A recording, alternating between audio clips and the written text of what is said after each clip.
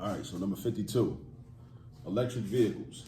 The range of an electric vehicle is defined as the number of miles that the vehicle can travel between battery charges. The greatest listed range of any electric vehicle in 2014. Let's see, 2014. How many years ago was that? 2014. 3, 6, 9. 9 years, right. Was 265 miles. And the greatest listed range in 2017 was 315 miles. So you see how it's increasing over time?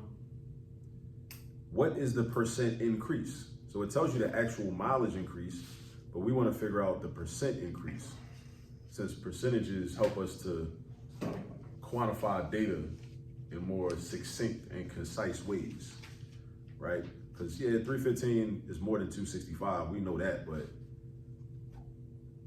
it doesn't give us as good of a means to really do a comparative analysis.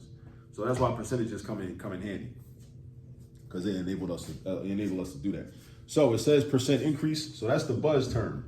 So when you hear somebody say percent increase, we know we're talking about the percent change formula, right? And our percent change formula is new, take away old, divided by old, times 100. Because you're gonna get a decimal from this, and then you multiply by 100 to put in a percent notation. All right, so based on the problem, what's our new value? 315. Right, because that's 2017. In 2017, the range was 315 miles. So that's our new amount. So when we read these problems, what we do is we think about what's the newer amount or the newer quantity. So 2017 is newer than 2014.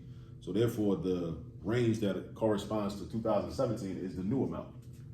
So we got 315. And what's the old amount? 265, because in 2014, the range was 265. So this is 2017, this is 2014. 2017, 2014. So problems like this also show you that some people, even though this is a math class, but if a person doesn't know how to comprehend the reading involved in that, they won't be able to get these numbers. And if they can't get these numbers, then they can't solve the problem. But it starts with the ability to read for understanding. And a lot of people, they go through school with reading deficiencies, but the reading deficiencies present themselves in the math class.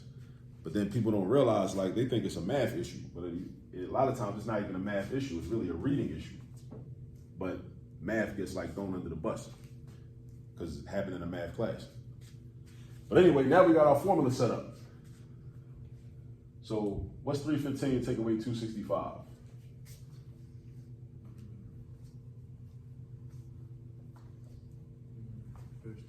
50, right. So this numerator turns into 50.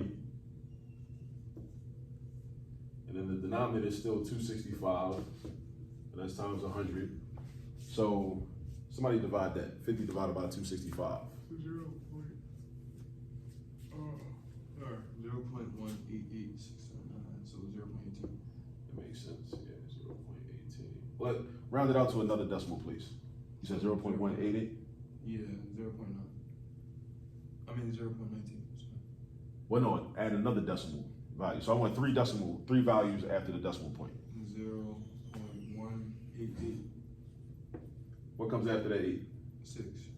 So that last 8 is gonna do what? Is it gonna stay at 8 or is it gonna go up and turn into a 9? 9. So yeah, this last 8 is gonna turn into a 9. So 0.189. And then we multiply that by 100. So the 0.189 comes from doing 50 divided by 265. 50 divided by 265. Now the reason that I did that I wanted to go 3 decimal places, was because I knew I was about to multiply by 100, right? And I wanted a more precise answer. So once I move my decimal point over twice, I ain't just want to have just 18%. I wanted to have something a little more specific. So now I got 18.9%. So that means that from 2014, oh, that's another thing too. Like, I'm not really so worried about y'all doing this, but like when I teach this, anytime I deal with word problems, I have my younger students get into the habit of writing their answer in a complete sentence. So they would say, for this problem, they would say that it says, the question is, what is the percent increase? So then they would say, well, the percent increase in electrical vehicle range between 2014 and 2017 is 18.9%. That's what they would say. Any questions on that? All right, let's do 54.